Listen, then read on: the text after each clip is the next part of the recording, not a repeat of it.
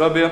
E hoje eu vou falar com vocês que estão aqui com a gente nessa caminhada rumo à carteirinha da vermelhinha, né, a carteirinha definitiva de inscrição nos quadros da Ordem dos Advogados do Brasil.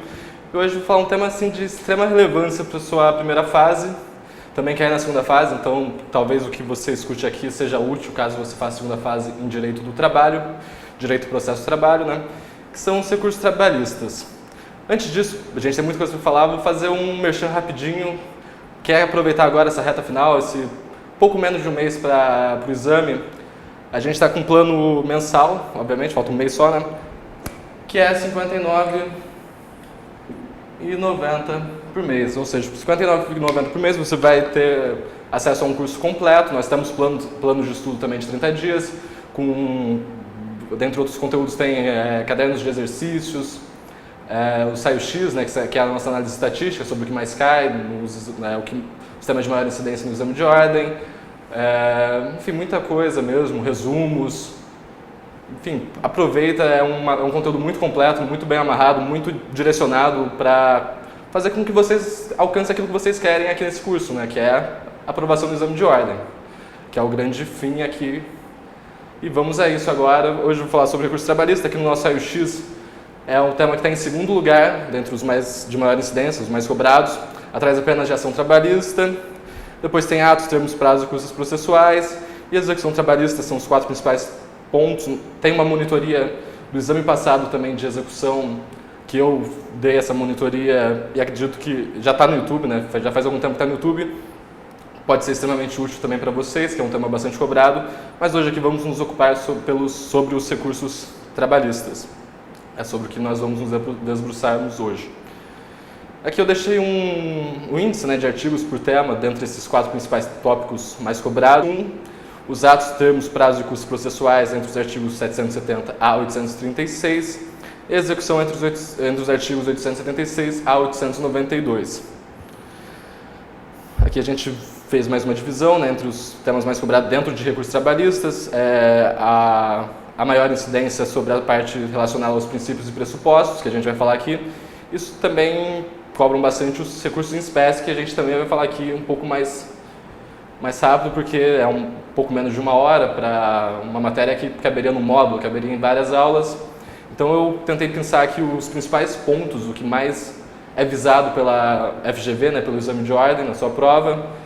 E através desse filtro espero que a gente consiga, quem sabe, adivinhar várias questões da sua prova, que recursos trabalhistas é um tema que sempre cai, se não cai uma questão, cai em 2.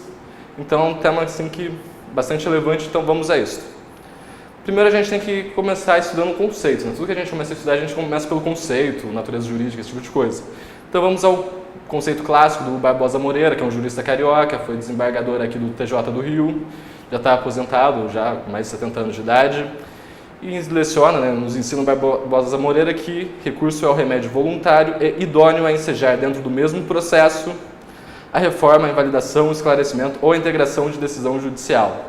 Ou seja, não é uma ação autônoma, né, dentro do mesmo processo, não é um processo apartado. E vamos aqui à consideração etimológica, né, sobre o termo recurso. O termo recurso é proveniente do latim recursus, que significa andar para trás, retorno, reapreciação.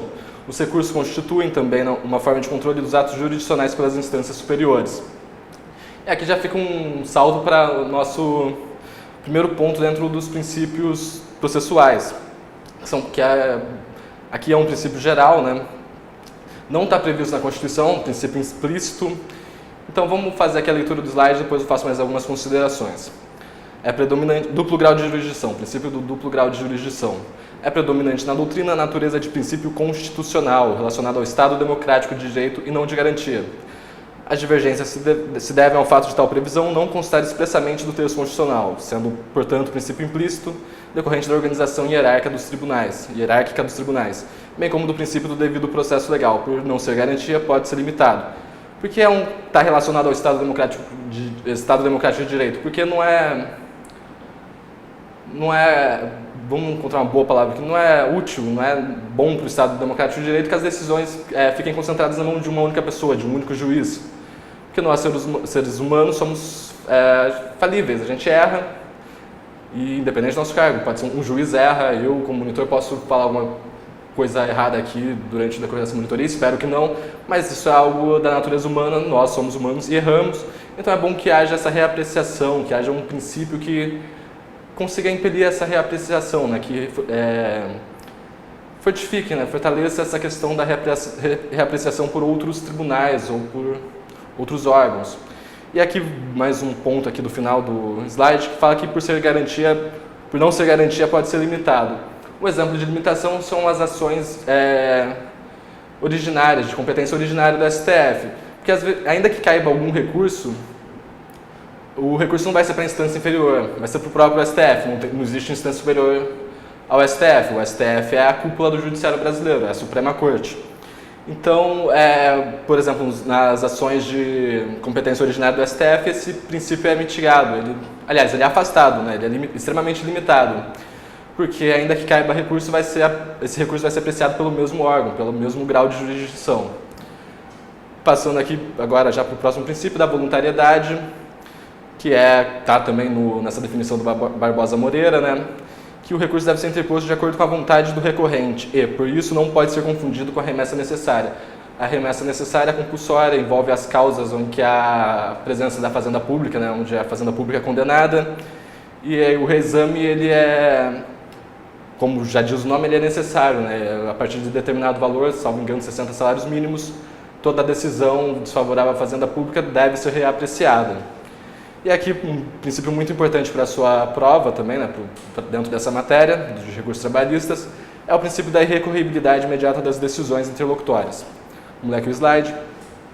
As decisões interlocutórias não estão sujeitas a recurso de imediato, artigo 893, parágrafo 1º da CLT, mas tão somente quando da prolação da decisão final, por meio do recurso ordinário. Não há agravo retido, aliás, agravo retido não existe em lugar nenhum mais, né, já foi suprimido do Código de Processo Civil também. E também não cabe agravo de instrumento contra a decisão interlocutória. O agravo de instrumento no processo do trabalho ele tem finalidade distinta da finalidade dele no processo civil. No processo civil ele ataca as decisões interlocutórias, no de trabalho, como a gente vai ver mais à frente, ele destranca recurso, ele é interposto contra a decisão que nega seguimento a recurso. E o que acontece se você teve uma decisão interlocutória desfavorável durante a ação de conhecimento? E essa matéria, ela pode ser suscitada, né? Você pode voltar a impugná-la quando da decisão final, não operará a preclusão, de forma nenhuma. Você deve, não só pode como deve, também reforçar, impugnar essa decisão interlocutória quanto da decisão final. É o que estabelece esse artigo 893, parágrafo 1º.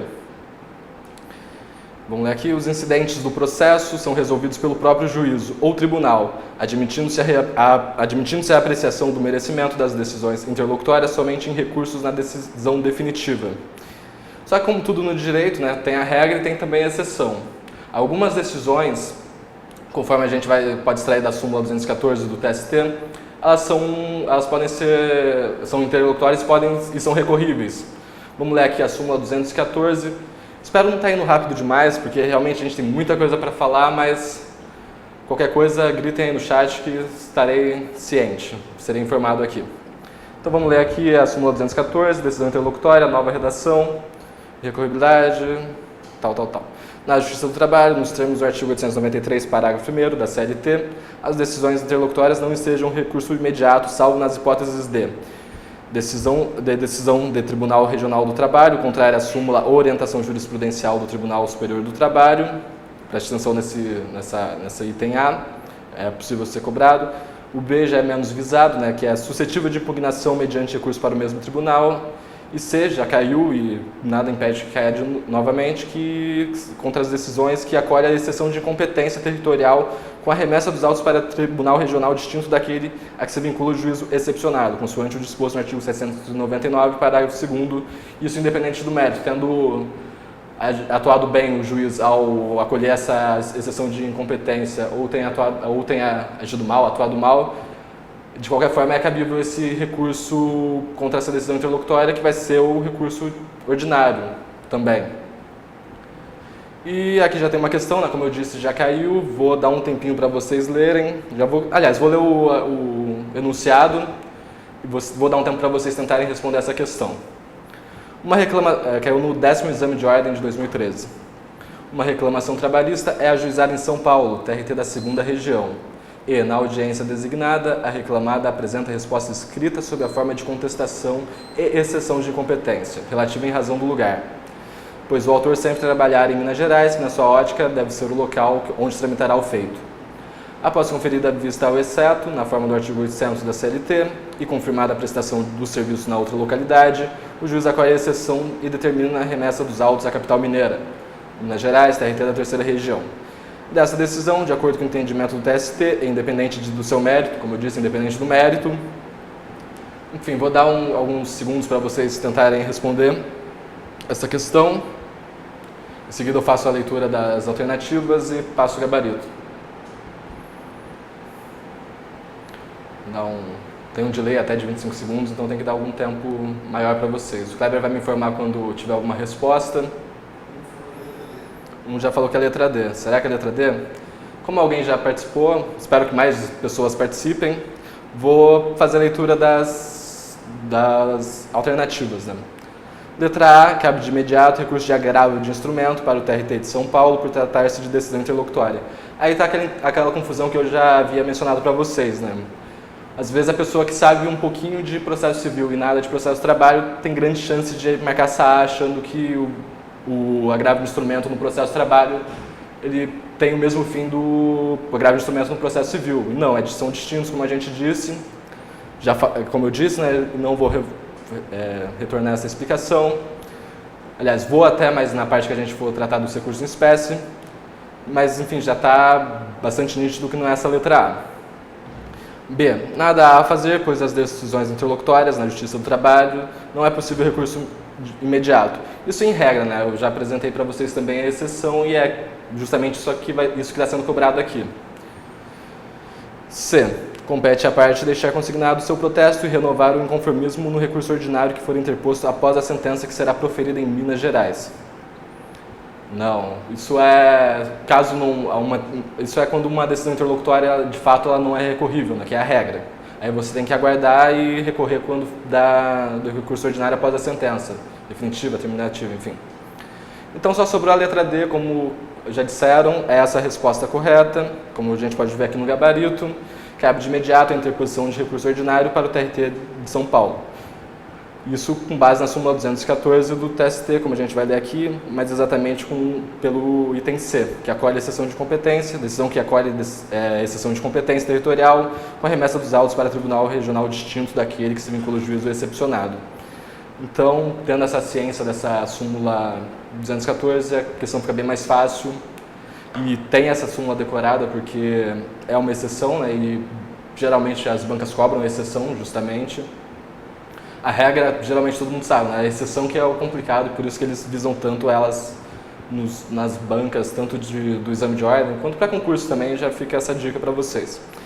E o princípio da fungibilidade, aqui é bom fazer antes um parênteses, falar que na Justiça do Trabalho, pelo artigo 791, acho que 791, existe a prerrogativa do jus postulandi, né? Que é a prerrogativa das próprias partes, tanto o empregado quanto o empregador, postular em nome próprio. Isso é limitado, né, esse alcance, nesse jus postulandi, ele vai até os recursos no TRT, né, já recurso para o TST exige a representação por advogado, a ação rescisória também necessita que você esteja assistido por advogado, mandado de segurança também, em matéria trabalhista também exige que você esteja representado por advogado, mas antes disso, né, até a ação de conhecimento, até o recurso no Tribunal Regional do Trabalho, pode ser o próprio empregador ou o próprio empregado a fazer a sua própria defesa. Então, é um princípio muito aplicado no processo de trabalho, justamente porque é de se depender que o empregado ou o empregador, em regra também, não tem tantos conhecimentos sobre direito, né, sobre o processo de trabalho, sobre o direito do trabalho, e por vezes ele pode acabar interpondo um recurso equivocado, e mesmo assim esse recurso pode ser conhecido. Então vamos ler aqui o slide do princípio da fungibilidade. O princípio da fungibilidade consiste no fato de o recorrente poder interpor um recurso em vez de outro, desde que presente alguns requisitos, decorre do caráter instrumental do processo e do princípio do aproveitamento dos atos processuais já praticados. Aliás, para encerrar aquele parênteses que eu fiz, o alcance do jus postulandi você vai conferir, você vai estudar ele na súmula dos 425 do TST, então anote essa súmula que é bastante importante, já caiu, não é o objeto da nossa monitoria de hoje, mas fica como uma dica também bastante útil para vocês. Quais são esses requisitos para que seja aplicado esse princípio da fungibilidade? Existência de dúvida razoável quanto ao recurso que deve ser interposto, não haja erro grosseiro na interposição do recurso, né? Não seja nada muito crasso, não seja nada muito absurdo. Por exemplo, você não pode estar interpondo, um exemplo, você não vai interpor um recurso extraordinário de uma decisão que seja no máximo um embargo de declaração, uns embargos de declaração. Entendeu? Não pode ser um erro muito grosseiro e também tem que ser respeitado o prazo recursal correto. Mantendo esse exemplo, você não vai, no embargo de declaração, nessa hipótese de embargo de declaração, que tem prazo de 5 dias, interpor um recurso extraordinário que tem prazo de 15 e vice-versa. Porque deve ser respeitado o prazo do recurso. Acho que aqui ficou bastante tranquilo, bastante claro, esses requisitos. E vamos aqui para o princípio da uniformidade dos prazos recursais, que também, fazer um outro parênteses aqui antes, foi adotado também pelo Código de Processo Civil de 2015, nosso atual diploma processual civil, só que lá foram unificados os prazos em 15 dias, com exceção também dos embargos de declaração que possuem prazo de 5 dias da interposição. Vamos aqui ao slide, no caso. O prazo para interposição dos recursos trabalhistas em regra, de 8 dias. Recurso ordinário, agravo de instrumento, agravo de petição, recurso de embargos. Esse embargos aqui é o de divergência, porque no processo de trabalho está logo abaixo, a gente vai ver, ele também possui prazo de 5 dias. E o recurso de revista. Todos esses recursos possuem prazo de interposição de 8 dias. E vamos aqui também às exceções à regra que, como eu já mencionei, são bastante visadas pelas bancas, seja do exame de ordem, seja de concurso, enfim. Então é bom saber também, por óbvio, as exceções, o que excepciona a regra. Excepciona a tal regra, um recurso de revisão para alteração do valor da causa, que tem prazo de 48 horas, vide artigo 2º da Lei 5.584 de 70. Os embargos de declaração, como eu já havia mencionado, que tem prazo de 5 dias, vide artigo 897-A da CLT. E o recurso extraordinário, que tem prazo de 15 dias. E nesse recurso, a fundamentação dele tem que ser o Código de Processo Civil. E lá está com 15 dias. Não há nenhuma diferença nesse sentido. E agora vamos falar dos pressupostos de admissibilidade dos recursos. O requisito de admissibilidade. Ambas as nomenclaturas são corretas, são usuais.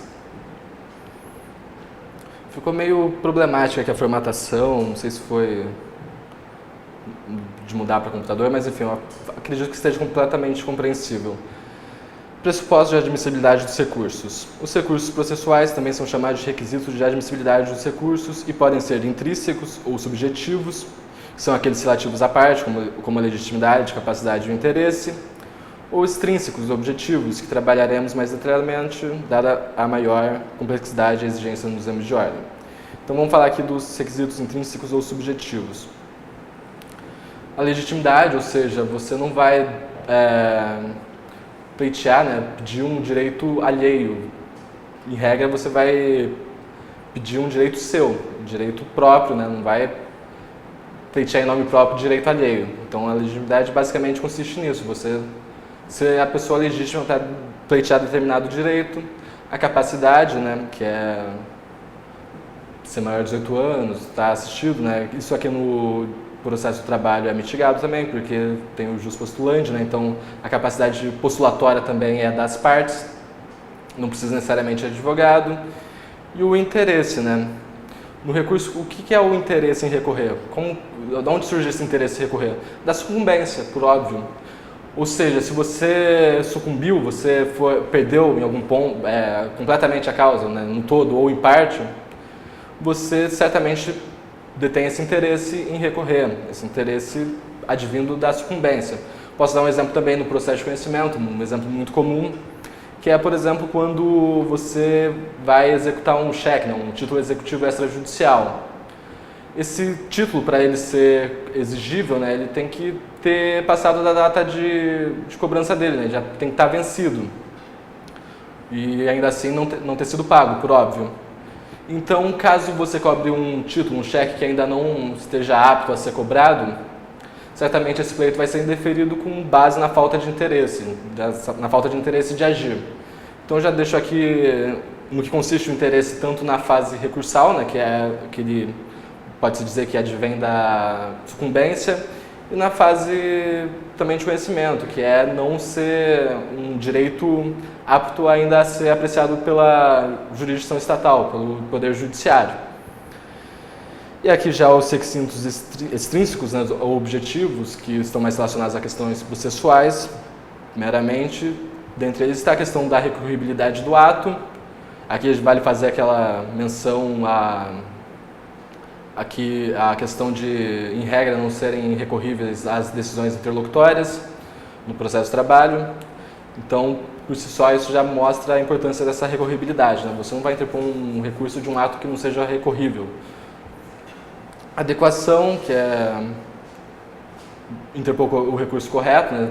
Dependente de qual seja cabível, a depender da situação, seja um agravo de petição, um agravo de instrumento, um recurso ordinário, um recurso de revista. A regularidade da representação, isso foi bastante mitigado, né? A gente vai vendo uma súmula, na súmula 383 do TST, que ele foi todo completamente alterado, esse entendimento, né? Dado o advento do novo Código de Processo Civil, que afetou nessa alteração de redação dessa súmula, a gente vai ver no próximo slide já. E a tempestividade eu acho que é o requisito mais importante, né?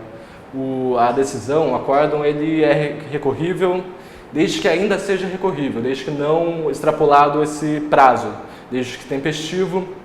É que vai lembrar também que o recurso extemporâneo, né, que é o interposto antes da publicação, antes de começar a correr o prazo, também ele é tempestivo. Ele é declarado tempestivo durante um bom tempo. Especialmente a Justiça do Trabalho considerava esse recurso intempestivo, mas hoje está bastante pacificado, inclusive com disposição no novo CPC, no sentido de que o recurso extemporâneo, né, o interposto antes do início do prazo, ele é tempestivo, e o preparo que vou falar mais detalhadamente no slide relativo. Aqui, basicamente, falando da recorribilidade do ato, vai ser bem próximo ao que eu mencionei para vocês.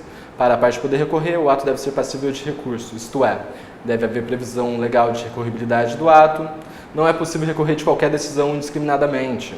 No direito do trabalho, por exemplo, as decisões interlocutórias não são recorríveis de imediato, em regra, como eu disse. O artigo 893 traz os recursos utilizados no processo do trabalho. É importante ressaltar, todavia, que nem todos os recursos estão lá. O recurso extraordinário, por exemplo, como já havia mencionado, apesar de não ser mencionado pelo artigo, poderá ser utilizado no processo do trabalho se o TST vier apreciar uma questão constitucional. Isso significa, portanto, que o recurso deve estar previsto na lei, mas não necessariamente na CLT. Pode estar previsto em outro diploma, como o Código de Processo Civil ou a Constituição. O recurso extraordinário está previsto em ambos, né, na Constituição e no Código de Processo Civil, mas não na CLT. E além de possuir adequação ao processo do trabalho. A apelação, por exemplo, não existe um processo do trabalho, mas existe recurso ordinário que faz a sua vez, né, no processo do trabalho. Das decisões, aqui tem o artigo 893, né? Das decisões são admissíveis os seguintes recursos: embargos, recurso ordinário, recurso de revista e agravo. Isso está falando só dos previstos na própria CLT. Como eu disse, pode ser previsto em outra lei, como no Código de Processo Civil, na Constituição, e pode ainda assim não constar desse rol aqui do artigo 893, como não é mencionado aqui o recurso extraordinário, que é cabível também no processo do trabalho. Compreendido isso aqui, vamos para a adequação. Além do ato ser recorrível, é necessária a adequação. O recurso interposto deve ser o recurso adequado. Por exemplo, contra a sentença, o recurso cabível seria o recurso ordinário, RO. Todavia, cabe relembrar do supracitado princípio da fungibilidade, que pode ser aplicado em determinados casos e atendendo a alguns requisitos, como já explicado, como já mencionado aqui nessa monitoria. A regularidade da representação, na teoria, não é tão importante, já que a parte pela CLT não precisa sequer de advogado, com base no jus postulandi, né? Na prática, todavia, é muito importante a regularidade da representação, pois poucos litigam sem advogado na Justiça do Trabalho. Ainda bem, né? Porque o advogado ainda é relevante, ainda é útil. Já teve até uma questão impugnando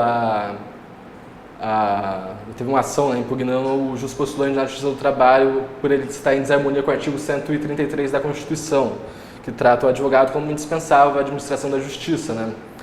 Então, entendia-se que, por ser indispensável, não caberia o jus postulante, ainda que na Justiça do Trabalho. Essa tese não prosperou e continua sendo válido o jus postulante no processo do trabalho para o terror da Ordem dos Advogados do Brasil e dos advogados em geral. O recorrente deve estar devidamente representado nos autos, por meio da juntada do instrumento da procuração ou da existência de mandato tácito, que é aquele que deu-se a entender que é de fato o advogado da parte, né, que praticou atos acompanhado pela parte, questões nesse sentido, né, que demonstrem cabalmente que é aquele advogado, o advogado da parte. Esse é um mandato tácito, não é expresso, não está na procuração que foi juntada, mas deu-se a entender que sim, é aquele o advogado da parte. Essa regularidade da representação, e aqui, como eu falei, já havia mencionado, a súmula 383, que foi alterada. Vamos ler aqui primeiro a redação antiga, já direto para os incisos, né, para não perdermos tempo, temos pouco tempo. É inadmissível em instância recursal o oferecimento tardio de procuração nos termos do artigo 37 do CPC de 73 ou 104 do CPC de 2015, ainda que mediante protesto por posterior juntada, já que a interposição do recurso não pode ser reputada ato urgente. 2. É inadmissível, na fase recursal, a regularização da representação processual na forma do artigo 13 do CPC 73 ou 76 do CPC de 2015, cuja aplicação se restringe ao juízo de primeiro grau, ou seja, ainda da propositura da ação de conhecimento. Esse era o entendimento antigo, você vai com o entendimento, né, com a redação nova dessa súmula, que está aqui nesse slide. Então vamos ler direto também dos incisos, né, para nos ater ao que realmente importa, porque tempo importa também e temos pouco. E aqui está no inciso primeiro: é inadmissível recurso firmado por advogado sem procuração, juntado aos autos, até o momento da sua interposição, salvo mandato tácito. E aqui vai a mudança relevante, né, onde foi bastante mitigada essa questão.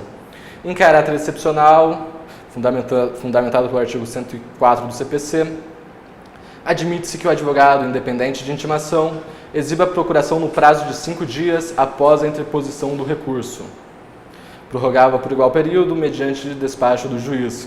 Caso não exiba, considera-se ineficaz o ato praticado e não se conhece do recurso. O recurso não será apreciado, estando irregular a representação. O que o advogado só vai deixar acontecer se ele realmente tiver dormido no ponto, ter comido bronha, como se diz, né? Quando você vacila, literalmente, né? Você deixa de ser diligente. Ou seja, facilitou bastante, né? Mitigou-se bastante essa questão da regularidade. Vamos ler aqui o inciso 2º. Verificada a irregularidade da representação da parte em fase recursal, em procuração ou subestabelecimento já constante dos autos, o relator ou órgão competente para o julgamento do recurso designará prazo de 5 dias para que seja sanado o vício. Descumprida a determinação, o relator não conhecerá do recurso se a providência couber ao recorrente ou determinará o desentranhamento das contrarrazões se a providência couber ao recorrido. O que é esse desentranhamento? É tirar as folhas fora, é realmente isso, é um ato prático, é você suprimir do processo aquele ato praticado de forma irregular. Você tira aquelas folhas e o processo segue normalmente, mas aquele ato em si é considerado inexistente, né, como lido aqui. E a tempestividade, que eu falei que é o requisito mais importante. Você, advogado, pode esquecer de pegar o seu filho na escola, pode esquecer o café no fogo, pode esquecer o ferro na cama, não recomendo nada disso. Mas o que você não pode como advogado, de fato, é perder prazo. Prazo é extremamente importante, é extremamente relevante. A tempestividade é o recurso mais rígido, né, na parte recursal, né, na questão dos recursos. E vamos ler aqui o slide. O prazo dos recursos, via de regra, no processo de trabalho, é de 8 dias, como já mencionado, pois houve a uniformização pela lei número 5.584/70, do artigo 6º. Artigo 6º. Será de 8 dias o prazo para interpor e contrarrazoar qualquer recurso, CLT artigo 893. Há exceções, todavia, como os embargos de declaração, recurso extraordinário e recurso de revisão de alçada, 48 horas. Revisão de alçada é a revisão do valor da causa. O prazo processual é peremptório, não sendo admitida a prorrogação. São esses 8 dias de prazo e não atendidos, não interposto o recurso, já era. Você não tem mais como interpor um recurso, pois é um prazo superemptório, ele não é prorrogável. Como já mencionado, por isso não perca prazo algum na sua vida como advogado, que está prestes a se iniciar, né, agora com a aprovação do 23º. E o STF, como já havia adiantado, pacificou o entendimento de que o recurso interposto antes da publicação da sentença ou do acórdão impugnado é tempestivo, que ocasionou o cancelamento da súmula número 434 do TST. Aquilo que eu disse, né, havia já um entendimento anterior de que o recurso interposto antes do início do prazo seria intempestivo. Isso mudou por completo, essa súmula 434 foi cancelada e além de ter previsão também no Código de Processo Civil nesse sentido. Outra questão também importante de falar agora é que no novo CPC, né, com o advento do novo CPC, os prazos recursais eles passaram a ser contados em dias úteis. Então, para quem tem dúvida se esse prazo, se essa contagem em dias úteis também é aplicável ao processo de trabalho, adianto para vocês que não, pois não há nenhuma lacuna, nenhuma omissão na CLT que permita que seja aplicado subsidiariamente o artigo, salvo engano, 219 do novo CPC, né, do CPC de 2015. Então, esse prazo de 8 dias, enfim, qualquer prazo dentro do processo do trabalho, em regra, ele é contado em dias corridos, né? Ele não é contado tão somente nos dias úteis, ou seja, conta-se o prazo nos feriados e também nos finais de semana. Só que também vale aquela regra, né? Se o teu prazo se encerrar no sábado, ou no domingo, ou no feriado, passa-se a ser considerado o prazo fatal, né? O último dia é o dia posterior, não o dia do feriado. Pelo menos sem essa brecha para a gente, para nós, advogados, futuros advogados, enfim, é isso. O mais importante para falar de tempestividade. E o preparo, que é um dos itens mais chatinhos, né, mais complicadinhos sobre essa parte da matéria, né, sobre os recursos trabalhistas, também é chato no processo civil, adianto, que diz respeito às custas, aqui já leu no slide, diz respeito às custas e ao depósito recursal para o presente tópico. Trabalharemos com o segundo. Na lição de Maurício Chiavi, o depósito recursal consiste em valor pecuniário a ser depositado na conta do reclamante, vinculado ao fundo de garantia por tempo de serviço, devido quando há condenação em pecúnia, como condição para conhecimento do recurso interposto pelo reclamado. O depósito recursal possui natureza jurídica híbrida, ou seja, ele expressa a mais de um papel. Ele serve como garantia de execução e também de pressuposto recursal, que caso não seja preenchido, importará na deserção do recurso. O recurso será considerado deserto, portanto não será conhecido. Não constitui taxa judiciária, pois não está vinculado a um serviço específico do Poder Judiciário, e sim de um requisito para o conhecimento do recurso e uma garantia da futura execução. Somente o empregador realizará o depósito recursal. Essa parte que é muito importante, que somente o empregador realizará o depósito recursal. O empregado, ainda que condenado em eventual reconvenção, ou sendo este reclamado em demanda trabalhista proposta pelo empregador, não realizará o depósito, uma vez que a exigência do depósito recursal é uma das exteriorizações do protecionismo processual em favor do empregado na Justiça do Trabalho. O valor do depósito recursal corresponde ao valor da condenação, e aqui fica a sugestão de leitura para vocês do artigo 899 da CLT. E no próximo slide temos mais uma questão. Vou ler aqui o enunciado, questão cobrada no segundo exame de ordem unificado de 2010, logo no começo, né, quando mudou do CESP para a FGV, e unificou-se o exame, antes cada seccional aplicava o seu próprio exame. E vou ler aqui o enunciado, depois vou abrir mais um tempinho para vocês lerem as alternativas e espero também que participem. Não tenham medo de errar, se existe um momento propício, adequado para se errar, é agora. Então não fique tímido, acanhado, nada disso. Espero conto com a participação de vocês, vou ler aqui o enunciado. Pedro ajuizou a ação em face de seu empregador, objetivando a satisfação dos pedidos de horas extraordinárias. Suas integrações e consectárias, seus reflexos, basicamente, né? O seu pedido foi julgado improcedente, recorre ordinariamente, pretendendo a substituição da decisão por outra de diverso teor, tempestivamente, ou seja, ele cumpriu o prazo, dentro do prazo, né? Na análise da primeira admissibilidade recursal, há um equívoco e se nega seguimento ao recurso por intempestivo. Dessa decisão, tempestivamente, novamente, se interpõe um recurso de agravo por instrumento, que tem seu conhecimento negado pelo Tribunal Regional por ausência do depósito recursal referente à metade do valor do recurso principal que se pretendia destrancar, nos termos do artigo 899, parágrafo 7º da Consolidação das Leis do Trabalho, CLT. Quanto à conduta do desembargador, relator, é correto afirmar que... Aqui vou abrir um tempinho para vocês, considerando o delay que a gente tem. E assim que tiver já aparecendo alguma resposta no chat, eu vou proceder à leitura das alternativas e, posteriormente, ato contínuo, mostrar o gabarito para vocês. Vamos lá, participem. Kleber, me avisa aí caso alguém responda. Enfim, independente de estar certo ou errado, reitero para vocês, se tem um momento para errar é agora, é o momento da preparação. Se for para errar agora, melhor, porque você não vai errar depois dessa questão. Então, conto com a participação de vocês. E aí? Nada ainda? Pô, estamos deixando no vácuo, que mancada. Gente, não precisa ter medo. Às vezes é até bom, sabe? Você erra assim num momento de alguma tensão, né? De várias pessoas estarem vendo o que você respondeu. Você acaba criando uma memória, enfim, positiva ou negativa, que acaba tendo profundidade. Você acaba se lembrando disso depois. Acaba, de fato, aprendendo. Ainda que, no primeiro momento, você tenha errado a questão. Então, fica aqui meu estímulo para vocês. Participem. Isso.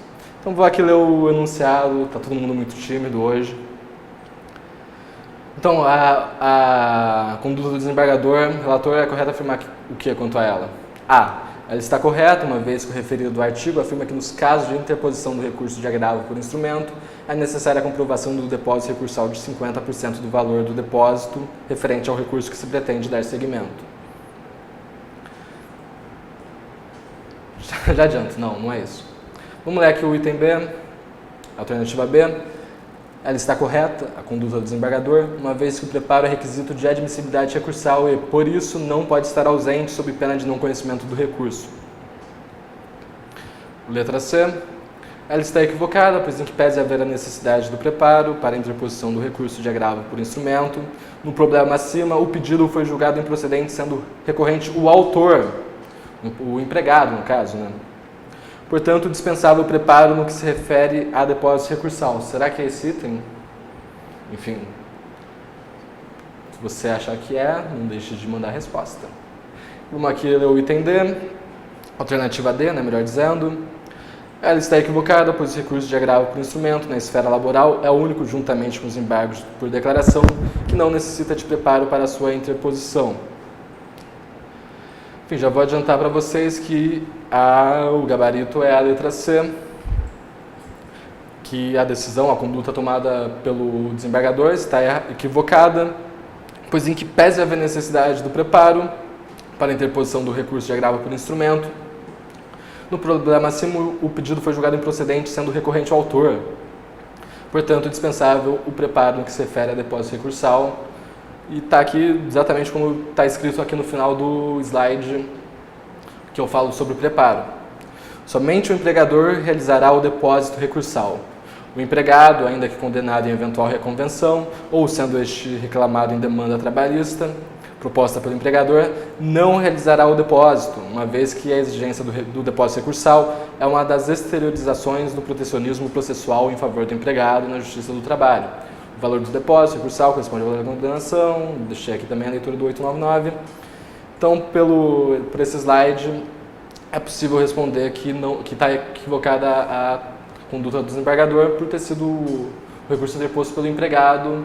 O empregado, como visto, não paga o depósito recursal. Então, vamos aqui falar brevemente, enfim, já estamos ficando sem tempo, sobre os recursos em espécie. Os principais pontos, né, o que tende a ser mais cobrado, né, o que é mais visado pela sua banca. E lendo aqui de novo o artigo 893, das decisões são admissíveis os seguintes recursos: embargos, recurso ordinário, recurso de revista e agravo. Pode também ser aplicado recurso previsto em outras leis, como eu já disse, do caso do recurso extraordinário, que é previsto na Constituição e no Código de Processo Civil e também aplicado no processo do trabalho. Vamos falar aqui do recurso ordinário, principal. Qual é o objetivo do recurso ordinário? Combater decisões consideradas terminativas ou definitivas. Qual a diferença entre terminativa e definitiva?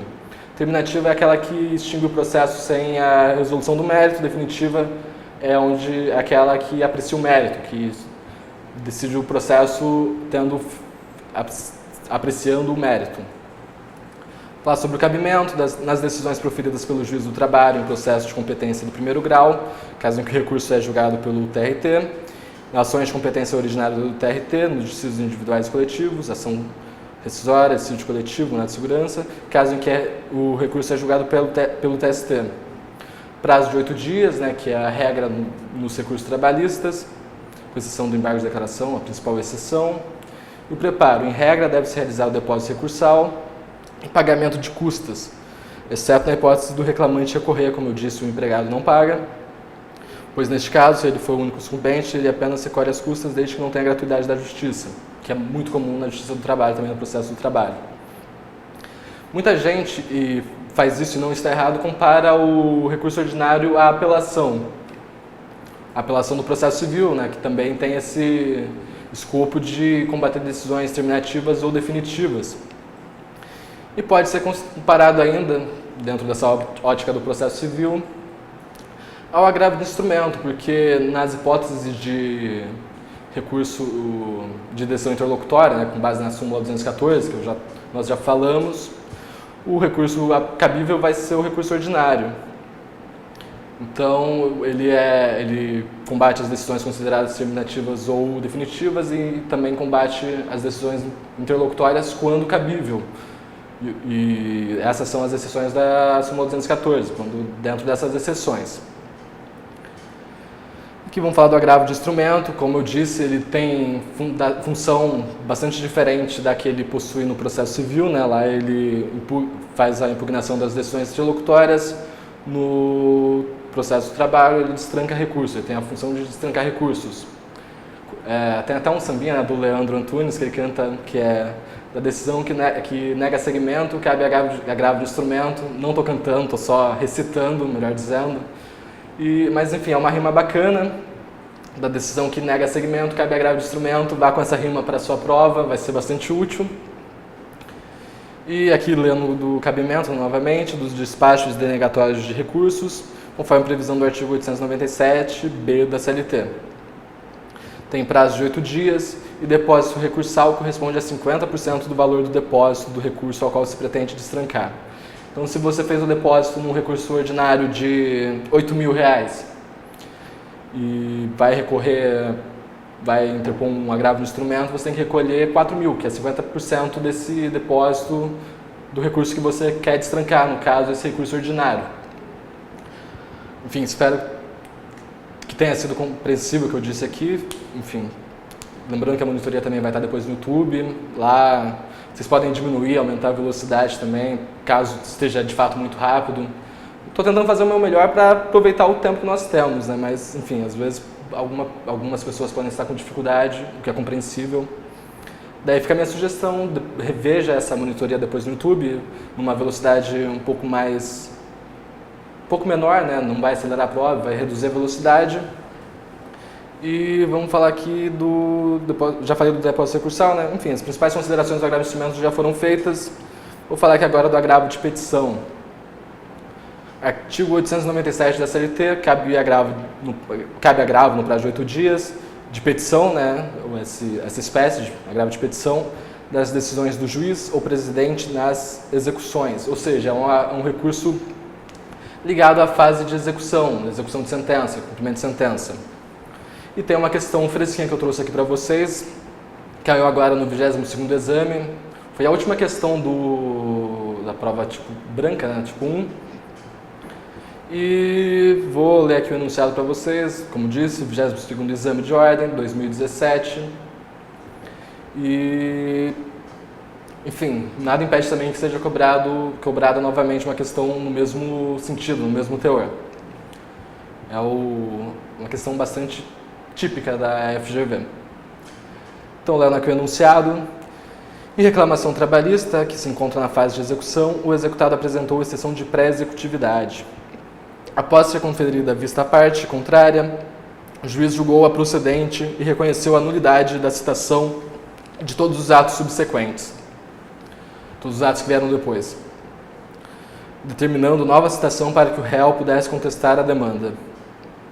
Considerando essa situação e o que dispõe a CLT, assinale a opção que indica o recurso que o exequente deverá apresentar para tentar reverter a decisão. Em regra, recurso em fase recursal é, como eu disse, esse último que eu falei para vocês. Não vou mencionar agora, vou mencionar aqui daqui a alguns instantes. Mas enfim, vai tentando responder aí, assim que pintar alguma resposta, Kleber vai me indicar. E enfim, essa questão está bastante fácil, está bem tranquila.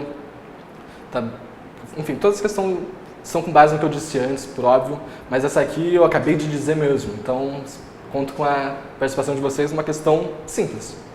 Questão bastante trivial e pode voltar a ser cobrada, pode ser a questão que faça a diferença na sua prova, na sua aprovação. Então, participe.